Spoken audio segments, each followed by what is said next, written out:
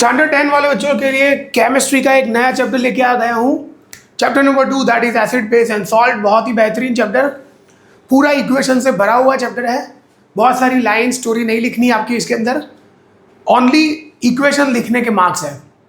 अगर एसिड क्या है, बेस क्या है, सॉल्ट क्या है, ये सब मालूम हो जाएगा आपको, then this chapter will give you full marks in your board examination as well as in your school examination.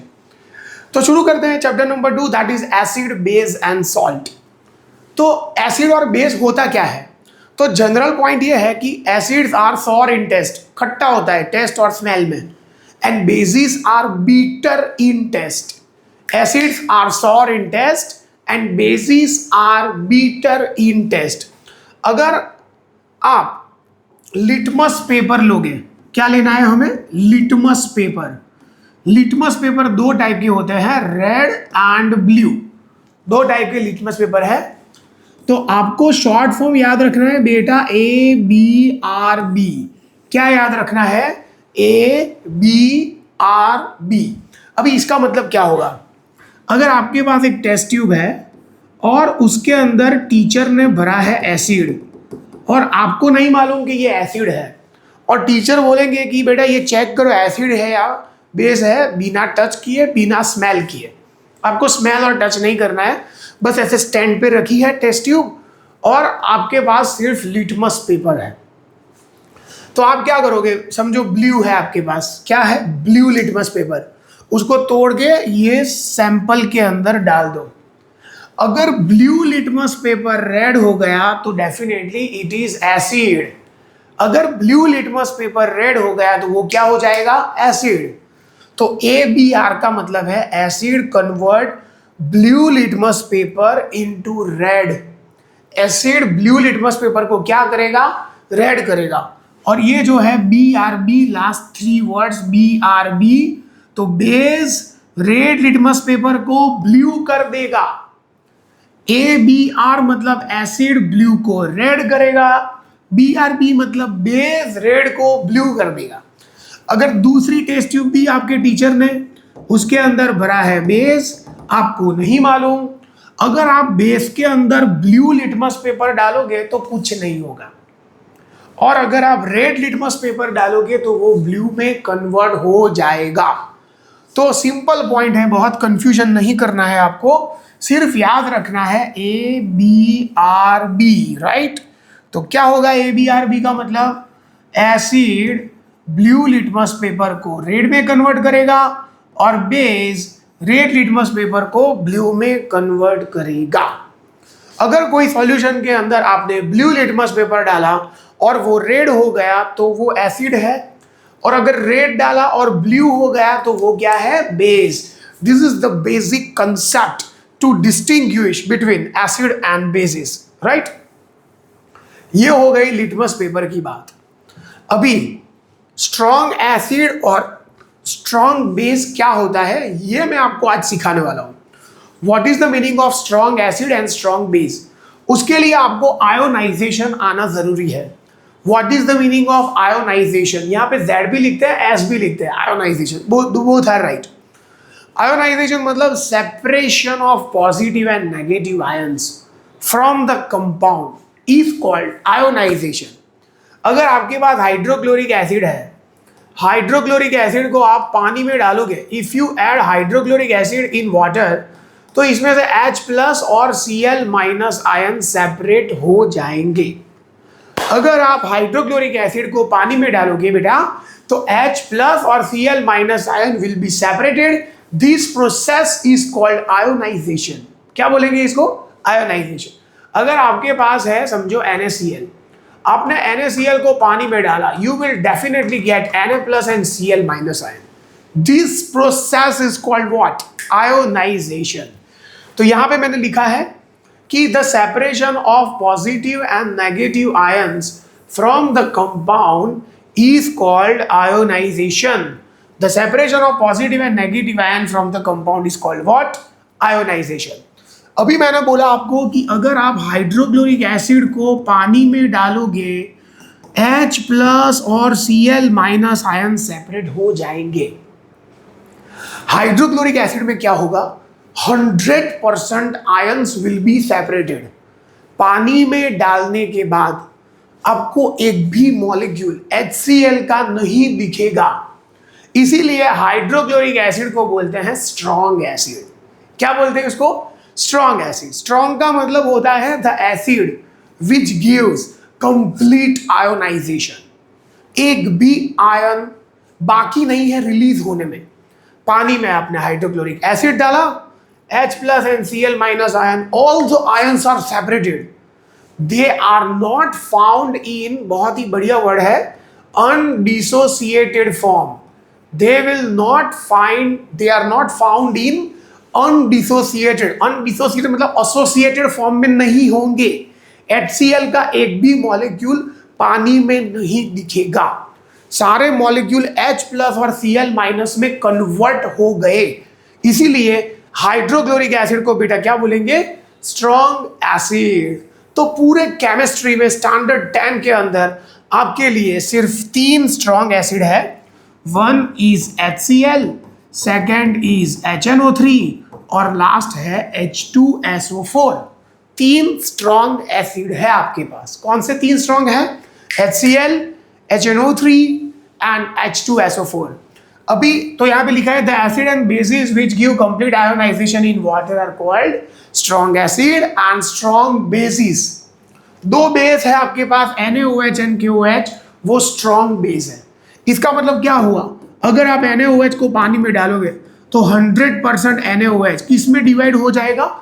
Na plus OH minus. अगर आप KOH को पानी में डालोगे तो वो 100% K प्लस OH माइनस में कन्वर्ट हो जाएगा। इसीलिए इस बेस को क्या बोलेंगे? Strong base. इसको क्या बोलेंगे? Strong acid. गॉट इट और नॉट? ओके, तो यहां पे मैंने लिखा है, पहले थियरी पढ़ेंगे। The acid and bases which give complete ionisation in water are called strong acid and the bases which give complete ionisation in water are called strong bases. तो यहाँ पे लिखा है एग्जाम्पल के तौर पे hydrochloric acid, nitric acid HNO3 and sulphuric acid are added to water, all will release which ion? H plus ion, and similarly negative ions will be separated from each other and no ions are in which form? बहुत ही बढ़िया word मैंने बोला, undissociated मतलब combined form में नहीं होंगे। Dissociate मतलब अलग होना, अनडिसोसिएटेड मतलब कंबाइंड होना। एक भी मॉलिक्यूल, एक भी आयन कंबाइंड फॉर्म में नहीं है। Hence these 3 acids are called strong acid, right? क्या बोलेंगे इसको? स्ट्रॉन्ग एसिड बोलेंगे। बहुत ही इजी लिखा है मैंने, बहुत ही ल्यूसिड लैंग्वेज में। खुद की तारीफ ही मैं कर रहा हूं क्योंकि हार्ड लैंग्वेज नहीं है, this is very easy language. चलो, HCl को आपने पानी में डाला, क्या होगा? यहां से H प्लस रिलीज होगा बेटा। क्या रिलीज होगा? H प्लस और करेस्पॉन्डिंग Cl माइनस रिलीज होगा। अभी आप देखना बराबर, हाइड्रोजन के अंदर होता है एक प्रोटॉन, एक इलेक्ट्रॉन, 0 न्यूट्रॉन। न्यूट्रॉन पहले से ही नहीं होता है हाइड्रोजन के अंदर, आपने 9th में पढ़ा है। Hydrogen is not having any neutron, it is having only 1 proton and 1 electron. अभी H प्लस कैसे बनेगा? H प्लस एक इलेक्ट्रॉन रिलीज कर देगा, पॉजिटिव आयन बनेगा, राइट? मतलब उसके पास सिर्फ प्रोटॉन है, तो H प्लस को बोलेंगे प्रोटॉन। H प्लस को क्या बोलेंगे? प्रोटॉन। ऐसा कोई पार्टिकल ही नहीं है जिसके अंदर सिर्फ प्रोटॉन है, तो उसका इंडिपेंडेंट एग्जिस्टेंस नहीं है। क्या नहीं है? उसका इंडिपेंडेंट एग्जिस्टेंस नहीं है। इसीलिए वो H प्लस जो है वो H2O के साथ फ्रेंडशिप कर लेगा। अभी गया ना आपका फ्रेंडशिप डे, राइट? सो H प्लस H2O के साथ फ्रेंडशिप कर लेगा और दोनों मिलके बनाएंगे H3O प्लस। क्या बनाएंगे? H3O plus. कैसे? H2 में एक H करो, ऐड करो H3O, पानी का चार्ज 0 है, उसके ऊपर +1, तो क्या बन जाएगा? H3O plus. और रिलीज क्या होगा? Cl minus. तो पानी में HCl डालने से होगा कंप्लीट आयोनाइजेशन, 100% आयोनाइजेशन। सारे HCl H3O प्लस और Cl माइनस में कन्वर्ट हो जाएंगे। इसीलिए HCl को क्या बोलते हैं? Strong acid. क्या बोलते हैं? Strong acid. H3O प्लस का नाम याद रखो, इसका नाम है हाइड्रोनियम आयन। क्या नाम है इसका? Hydronium ion. ओके, अगेन पानी में डाला आपने HNO3, फिर से H प्लस रिलीज हो जाएगा। H प्लस रिलीज होगा, H2O के साथ रिएक्शन करेगा, बनाएगा H3O प्लस, और रिलीज क्या होगा, NO3 माइनस। क्या रिलीज होगा, NO3 माइनस। 100% आयोनाइजेशन। लास्ट बहुत ही बेहतरीन रिएक्शन है, H2SO4 पानी में डालोगे तो बेटा यहाँ पे SO4 -2 रिलीज होगा। क्या रिलीज होगा, 2 माइनस -2 दोनों सही है। दो हाइड्रोजन आयन है, पानी के साथ मिलके दो H3O प्लस बनाएंगे। क्या बनाएंगे, दो H3O प्लस। यहाँ पे एक H3O प्लस, यहाँ पे एक H3O प्लस। H2SO4 के केस में there are 2 H3O plus, right. इसीलिए सल्फ्यूरिक एसिड को बोलते हैं डाइबेसिक एसिड, या फिर दूसरा नाम है डाइप्रोटिक एसिड। HCl में एक H3O प्लस रिलीज हुआ, HNO3 में एक H3O प्लस रिलीज हुआ, लेकिन H2SO4 sulphuric acid, king of chemicals इसका नाम है, इसके अंदर दो H3O प्लस रिलीज होंगे। इसीलिए सल्फ्यूरिक एसिड का दूसरा नाम क्या है, डाइबेसिक एसिड या फिर डाइप्रोटिक एसिड।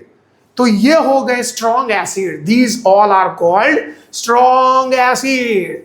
तो पूरे केमिस्ट्री में स्टैंडर्ड 10 के अंदर भारतवर्ष में आपके पास सिर्फ 3 स्ट्रॉन्ग एसिड है। कौन से 3 स्ट्रॉन्ग एसिड है, HCl, HNO3 एंड H2SO4। दो स्ट्रॉन्ग बेस है, यू हैव 2 स्ट्रॉन्ग बेसिस। कौन से दो स्ट्रॉन्ग बेस है, मैंने पहले ही बोला था आपको, NaOH एंड KOH। NaOH और KOH में आपको ऐसे लिखना है, एरो के ऊपर पानी, नीचे आप लिख सकते हो कंप्लीट आयोनाइजेशन, कंप्लीट आयोनाइजेशन। इसमें रिलीज होगा Na+, इसमें रिलीज होगा K+, और कॉमन क्या रहेगा, OH माइनस। तो आपको बेटा एक याद रखनी है एक चीज कि एसिडिक प्रॉपर्टी के लिए who is responsible, H3O+। Acidic property के लिए कौन रिस्पॉन्सिबल है, H3O+। बेसिक प्रॉपर्टी के लिए कौन रिस्पॉन्सिबल है, OH minus. Very nice. H3O+ is responsible for acidic property and OH minus is responsible for basic property. ये आपको याद रखना है, for very important line for MCQs। MCQ के लिए बहुत ही इंपॉर्टेंट लाइन है। तो मैं आपको सिखाऊं weak acid and weak base. ये है पूरा वीक एसिड और वीक बेस की स्टोरी। वीक एसिड और वीक बेस किसको बोलते हैं, जो स्ट्रांग नहीं है उसको वीक बोलते हैं। ऐसा नहीं लिखना है आपको। The acids and bases which do not give complete ionisation, the acids and bases which do not give complete ionisation are called what, weak acid and weak bases. Like acetic acid, उन तीनों के अलावा जितने भी acid है सारे week. उन दो बेस के अलावा जितने भी बेस है सारे वीक। तो एसिडिक एसिड जिसका फॉर्मूला है CH3COOH, कार्बोनिक एसिड जिसका फॉर्मूला है H2CO3, फॉस्फोरिक एसिड जिसका फॉर्मूला है H3PO4, this all are when they are added to acid they will give कितना आयोनाइजेशन, 2 से 3%। बाकी के आयन अनडिसोसिएटेड फॉर्म में रहेंगे, मतलब एसोसिएट कंबाइंड रहेंगे, रिलीज नहीं होंगे। इसीलिए इनको क्या बोलते हैं, weak acid. Other ions will be remain in which form, undissociated form, hence they are called weak acid. जिसका कंप्लीट आयोनाइजेशन नहीं होता है उसको बोलते हैं weak acid. Now weak base, MgOH twice, CaOH twice, ZnOH twice, NH4OH, these all are the bases. They are not giving complete ionization. कितना ionisation होता है, 2 से 3%। They are called weak bases, right? Other ion in which form, undissociated form, तो उनको क्या बोलेंगे, week basis बोलेंगे, right. आपको ये समझ में आया, वेरी इजी है। अभी थोड़े बहुत एसिड और बेसिस के आपको याद रखने हैं sources of acid and base. यहाँ पे लिखा है मैंने CH3COOH इनकम्प्लीट आयोनाइजेशन करेगा, acetic acid will give you incomplete ionisation. यहाँ से H+ रिलीज होगा, H3O+ बनेगा और CH3COO माइनस रिलीज होगा, लेकिन इसमें सिर्फ 2 से 3% आयोनाइजेशन होगा। इसीलिए एसिडिक एसिड को क्या बोलते हैं, वीक एसिड। एसिडिक एसिड आपको मिलेगा विनेगर में, कार्बोनिक एसिड आपको मिलेगा Pepsi, Coca Cola, Thums Up में मिलेगा।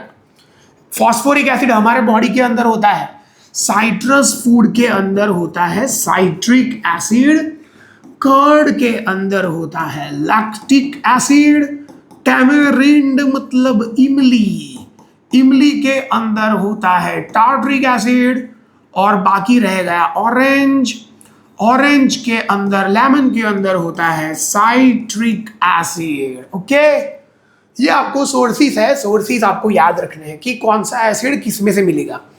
ये मैंने आपको बता दिया, MgOH2, COH2, ये सारे 2 से 3% आयोनाइजेशन करेंगे, इसलिए उसका नाम क्या है, वीक बेस। ओके, यहाँ पे एक और इक्वेशन लिखा है, incomplete ionisation of weak base CaOH2। अगर आप इसको पानी में डालोगे, CaOH2 को अगर आप पानी में डालोगे, Ca+2 2OH माइनस रिलीज होगा, लेकिन कितना होगा, ओनली 2 to 3%। सिमिलरली आप MgOH2 को पानी में डालोगे, Mg+2 और 2OH माइनस रिलीज होगा, only 2 to 3%। Last one, NH4OH को पानी में डालो, only 2 to 3% ionisation.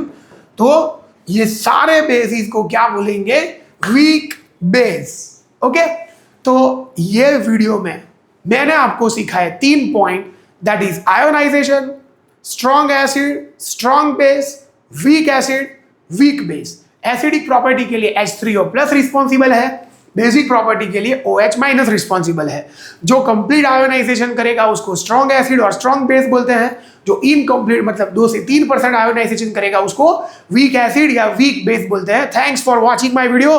Next video में मिलेंगे न्यूट्रलाइजेशन टॉपिक के साथ, तब तक के लिए रिवीजन करते रहिए। Bye, take care and please like, share and subscribe to my YouTube channel. Take care.